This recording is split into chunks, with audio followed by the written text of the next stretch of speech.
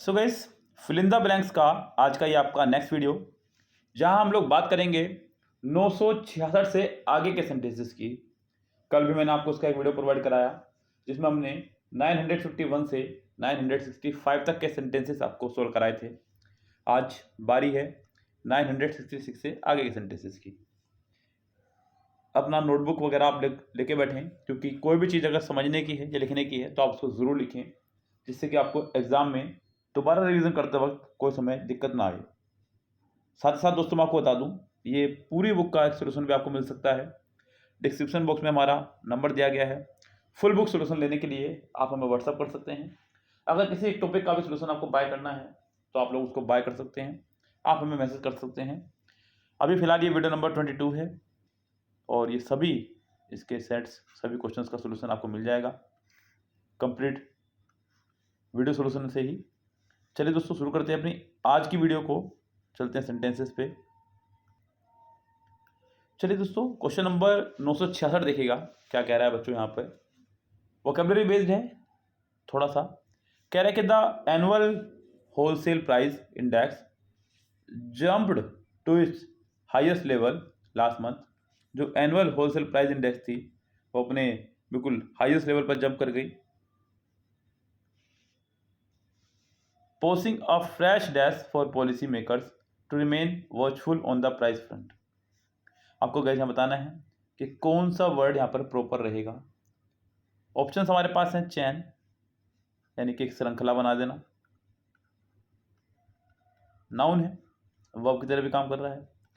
Check, check करना किस चीज को। उसके बाद में गाइस यहाँ पे चैलेंज, चुनौती, नाउन है आपका ये भी। चॉइस यानी भी चुनाव, सिलेक्शन, ये भी आपका एक नाउन है। The annual wholesale price index jumped to its highest level last month, posing a fresh challenge for policy makers। तो गाइज ये एक फ्रेश चैलेंज था पॉलिसी मेकर्स के लिए, to remain watchful on the price front.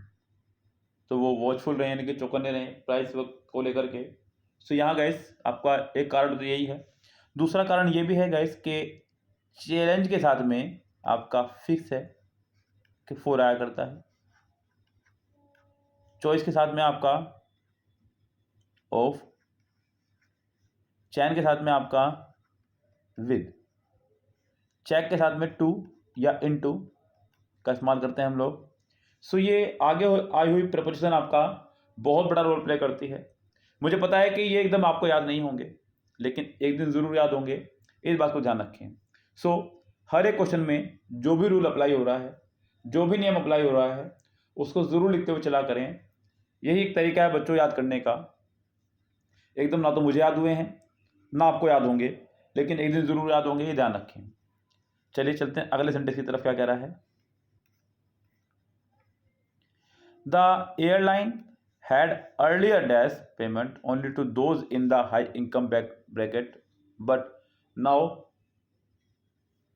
salaries have dried up for everyone। So guys, यहाँ पर बात हो रही है कि एयरलाइन ने जो है पेमेंट को जो है लेट कर दिया है, यानी कि देरी कर दी है, ये करना चाह रहा है। So the airline had earlier dash payment, earlier demanded, earlier decided, earlier deferred, earlier deployed. So guys यहाँ पर जो वोकेबलरी बेस चलेगा काम, डिमांडेड मतलब मांग करना, डिसाइडेड मतलब डिसाइड करना, यानी कि हिंदी में समझते बच्चों आप इसको, मैंने डिसीजन ले लिया है, लेकिन निश्चय ले लेना एक तरह से। डेफर मतलब विलंब करना, देरी करना। सो यहाँ ये इसका आंसर हो सकता है। डिप्लॉय मतलब किसी को लगाना, तैनात करना, कहीं पे कहीं पुलिस वगैरह तैनात करनी हो तो उसके लिए लगाते हैं बच्चों डिप्लॉय। यस, आर्मी वगैरह के दल को लगाने के लिए भी डिप्लॉय लगाते हैं। ये आपका एक वर्ब है, वैसे तो सभी आपके वर्ब हैं। The airline had earlier deferred payment. So payment को जो है वो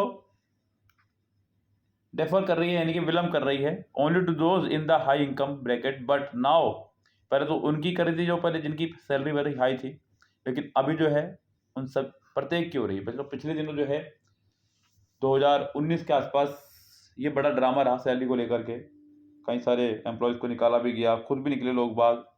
तो ये उस टाइम पर बड़ा हाई प्रोफाइल ड्रामा चल रहा था। ये उसी दौरान के सेंटेंसेस दिए गए हैं यहाँ पे आपके लिए। सो गाइस यहाँ आपका थर्ड ऑप्शन हो जाएगा करेक्ट। बढ़ते हैं अगले सेंटेंस पर। Government personal and official trips are dash to claim reimbursement of their expenses. अब गाइस यहाँ पर ये जो टू है ये भी बड़ा रोल प्ले करेगा, साथ ही साथ मीनिंग भी रोल प्ले करेगा। अब जैसे कि गाइस यहाँ पे जो वर्ड है आपका वो है पहला एंटाइटल्ड। एंटाइटल्ड मतलब हकदार होना, किसी को अधिकार देना किसी चीज का। इंसाइटेड उकसाना, किसी को भड़काना। इंडिक्टेड का मतलब आरोप लगाना किसी पे, उसको दोषी ठहराना। इनवाइटेड तो गाइस आपको पता ही है, हालांकि इनवाइटेड के साथ में टू कन्फर्म है, फिक्स आया करता है, कोई नहीं रोक सकता इस आने से, लेकिन यहाँ फिलहाल इनवाइट की जरूरत नहीं है। Government personal on official trips are entitled to claim reimbursement of their expenses. हकदार होना, तो गैस यहाँ पर आपका आंसर जो है फिलहाल हो जाएगा इसका ए, यानी कि 1 पूरी तरह से करेक्ट। तो गैस इसका पहले यानी कि 968 का आंसर हो जाएगा फर्स्ट करेक्ट। बाकी अगर यहाँ पे मैं और वर्ड्स की बात करूँ तो इसके साथ में आपका 2 नहीं आया करता है, और इसके साथ भी आपका 2 नहीं आया करता है।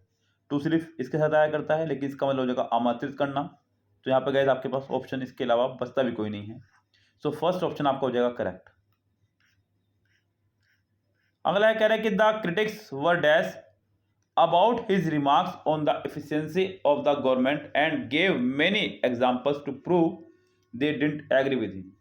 तो क्रिटिक्स मतलब आलोचक जो थे, were dash about his remarks, जो उसने रिमार्क्स किया गवर्नमेंट की क्षमता को लेकर के, एंड गेव मेनी एग्जांपल्स, और उसको बहुत सारे एग्जांपल्स दिए उसको प्रूव करने के लिए कि दैट हम जो है आपसे सहमत नहीं है। अब गैस यहाँ पर जो आपका वर्ड आ रहा है अबाउट, इससे बहुत बड़ा काम होगा आपका। जैसे कि पहला वर्ड है बच्चों ऑप्टिमिस्टिक। यस, ऑप्टिमिस्टिक मतलब बच्चों आशावादी होना, ये आपका एक एडजेक्टिव है। ऑप्टिमिस्टिक के साथ बच्चों आपका अबाउट नहीं आया करता है। यस, तो आपका यहां पर ऑप्टिमिस्टिक नहीं आ सकता है। अगला है मोरो से, यानी कि चिड़चिड़ा होना, उदास होना, ये भी आपका एक एडजेक्टिव है, इसके साथ भी आपका अबाउट नहीं आया करता है। अब आपके बचते हैं साइनिकल और रेशनल। रेशनल यानी कि अनुपातिक, तर्कसंगत, इसके साथ आपका इन आया करता है या टू आया करता है। तो बच्चों आपका बचता सिर्फ साइनिकल। दोष लगाना इस तरह से किसी पे, साथ में इसके अबाउट भी आया करता है। सो यहाँ आपका क्लियर है कि 969 का आंसर आपका हो जाएगा फोर्थ करेक्ट। चलिए चलते बच्चों अगले सेंटेंस की तरफ। कह रहा है कि the chairman advise them to build a bridge between the two companies using dash and compromise. अब बच्चों यहां पर आप लोग देख रहे हैं कि एंड के बाद वर्ड आया कॉम्प्रोमाइज। कॉम्प्रोमाइज मतलब बच्चों एक तरह से समझौता टाइप, कॉम्प्रोमाइज कर लेना, समझौता कर लेना, बस उसी से ही जुड़ा वर्ड आपका इससे पहले भी आएगा। क्योंकि बच्चों ये रूल मैं आपको ग्रामर में कई बार पढ़ा चुका हूं, एंड, बट, और, इनके दोनों तरफ सेंटेंस का फॉर्मेशन सेम रहना चाहिए, जो कायदा है। दोनों ही तरफ सेंटेंस का फॉर्मेशन आपका बिल्कुल सेम रहना चाहिए। तो यहां पर बच्चों सेंटेंस का फॉर्मेशन सेम तब होगा जब कुछ इससे ही मिलता जुलता वर्ड आपका आ जाए। जैसे कि पहला वर्ड आपका नेगोशिएशंस। नेगोशिएशंस का मतलब होता है बच्चों समझौता वार्ता। ऐसे वार्ता मतलब कि प्राइस को लेकर के वार्ता हो रही है जिस पे, यस, किसी समझौते पर आप फाइनली पहुंच जाएं प्राइस को लेकर के। कंपटीशन तो गैस आपको पता ही है, कंट्रोल, स्ट्रेंथ। सो यहां पर आपका आंसर हो जाएगा पहला ही पूरी तरह से correct. It is not the dash of language that makes one an ineffective speaker, it is the dearth of ideas. So कह रहा है कि वो लैंग्वेज नहीं, वो आपके आइडियाज हैं जो आपको प्रभावकारी बनाता है। So guess it is not the dash of language. So ज़रूरी नहीं कि मतलब आप लैंग्वेज का इस्तेमाल करते हुए जटिल जटिल शब्दों का इस्तेमाल करें, आपके जो आइडियाज़ हैं वो आपको प्रभावकारी बनाते हैं, ये कहना चाह रहा है। सो गाइस यहाँ पे डिफिकल्टी, कॉम्प्लेक्सिटी, इंट्रिकेसी या फिर पॉवर्टी, वर्ड जो हमारे पास में है बच्चों, पहली बात तो ये यहाँ पर ये जो ऑफ आ रहा है ये बड़ा काम करेगा। जैसे कि डिफिकल्ट के साथ में टू आया करता है, कॉम्प्लेक्सिटी के साथ में बच्चों का विद आया करता है, तो ये दो तो वैसे ही नहीं आएंगे अब आपके देखा जाए तो। इंट्रिकेसी ऑफ, पॉवर्टी टू, ये भी नहीं आएगा। बस बच्चों यही बचता है आपका एकमात्र थर्ड ऑप्शन आपका बचता है यहाँ पे। सो गाइस यहाँ अगर मैं बात करूँ तो सिर्फ मीनिंग से काम नहीं चलने वाला है, कुल मिला के बात ये है। यानी कि कोई बच्चा अगर सोच रहा है कि मैं इसकी अच्छे से वोकेबलरी याद कर लूँ और फिर मैं एग्जाम्पल सेंटेंस कर लूँगा, तो शायद मुझे नहीं लगता कि वोकेबलरी बेस्ड खाली है, ये फिक्स्ड प्रीपोजिशन बेस्ड है। तो ज़रूरी होगा कि आप इसको लगातार प्रैक्टिस करें।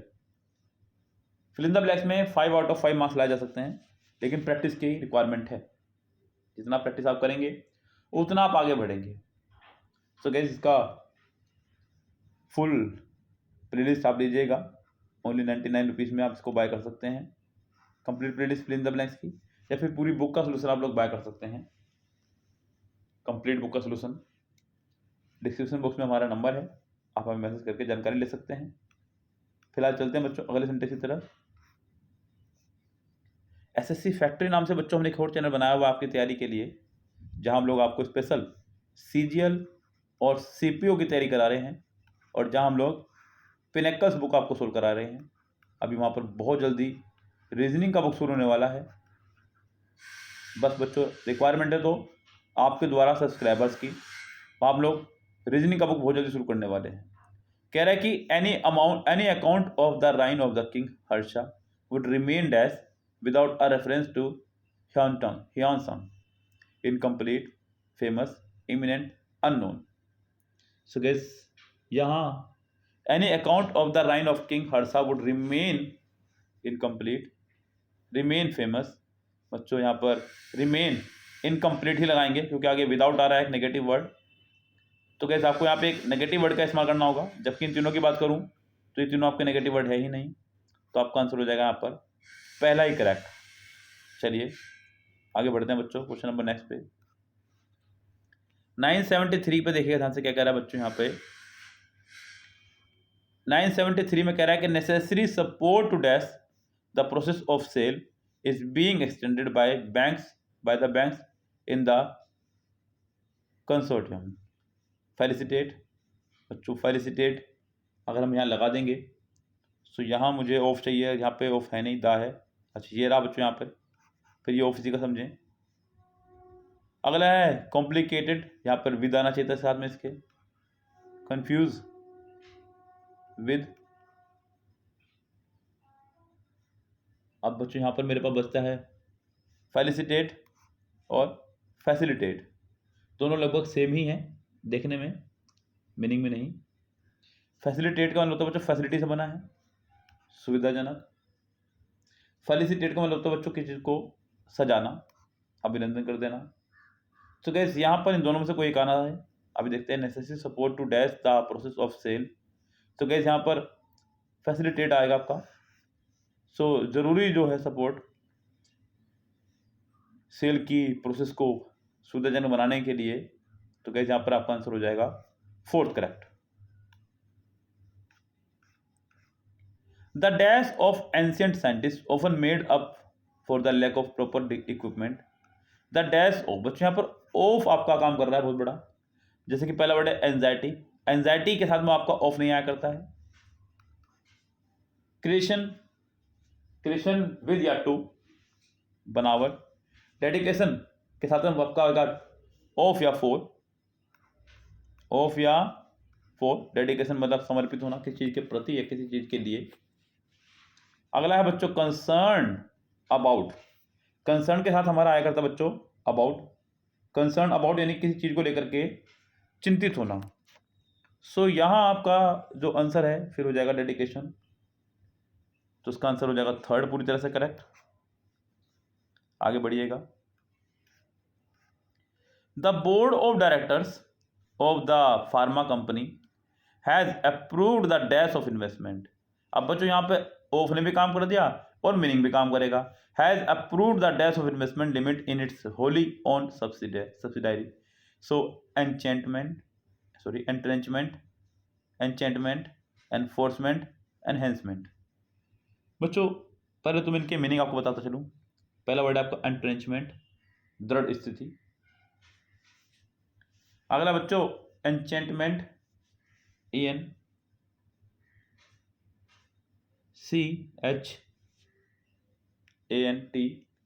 तो गैस एंचेंटमेंट मतलब सम्मोहन करना किसी को।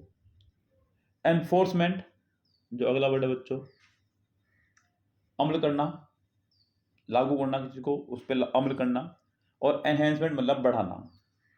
यस, किसी चीज में भी कुछ भी वृद्धि करना। तो the board of directors of the pharma company has approved the enhancement of investment limit in its wholly owned subsidiary. बच्चों यहाँ पे दिख रहा है साफ, इन्वेस्टमेंट को लेकर बात हो रही है, पैसों को लेकर बात हो रही है, तो कुछ वृद्धि की ही बात होगी। दूसरी बात गाइस यहाँ पर आपका ऑफ भी आ रहा है यहाँ पे। यस, ये जो आपका ऑफ आ रहा है ना, ये बहुत बड़ा रोल प्ले कर रहा है। चलिए, तो गाइस यहाँ पर आपका आंसर हो जाएगा फोर्थ, पूरी तरह से correct.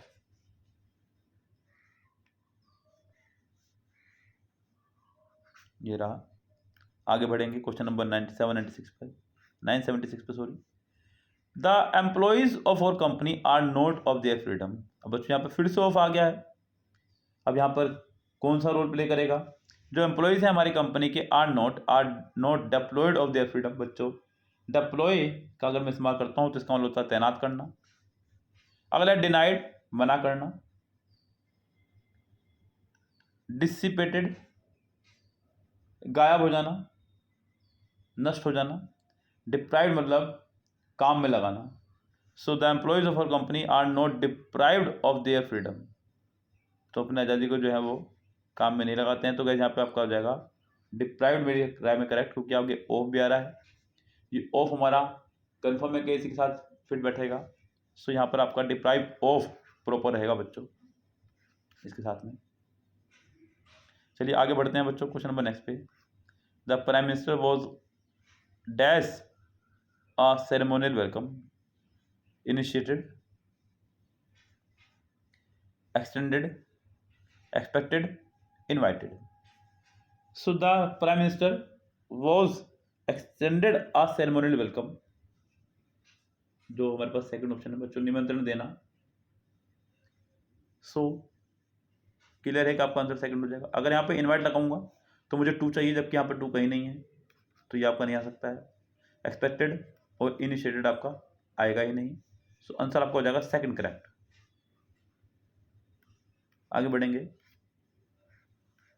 Once again higher food inflation in combination with fuel and power provided dash to the wholesale inflation.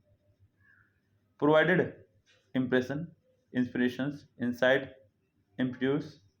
अब गाइस यहाँ पर मीनिंग को देखते चलेंगे।